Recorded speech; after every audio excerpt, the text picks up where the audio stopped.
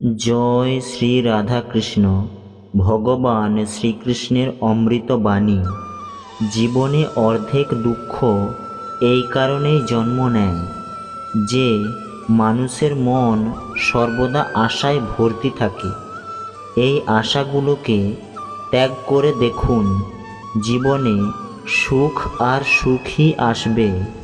শ্রীকৃষ্ণ বলেছেন, আমি উষ্ণতা দিই, আমি বর্ষা করাই, আর এগুলোকে বন্ধ আমিই করি। আমি অমরত্ব, আমি মৃত্যু। আমার জন্য কেউ ঘৃণিত নয় এবং কেউ অত্যন্ত প্রিয় নয়। কিন্তু যে ব্যক্তি ভক্তি সহকারে আমার পূজা করে সে আমার সাথে এবং আমি তার সাথে থাকি।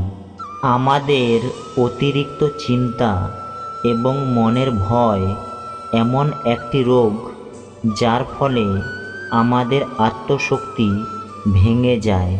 যে ব্যক্তি সমস্ত ইচ্ছা ত্যাগ করে লোভ লালসা থেকে মুক্ত হয়ে যায় সে অপার শান্তি প্রাপ্ত করে। শ্রীকৃষ্ণ বলেছেন, হে অর্জুন, যে ব্যক্তি বাস্তবে আমার উৎকৃষ্ট জন্ম গতিবিধি বুঝে যায় সে শরীর ত্যাগ করার পরে আর জন্মগ্রহণ করে না, আমার পরম ধাম প্রাপ্ত করে। মানব কল্যাণই ভগবদ্ গীতার প্রধান উদ্দেশ্য। এই জন্য মানুষদের নিজের কর্তব্য পালন করার সময় মানব কল্যাণকে প্রথমে রাখা উচিত।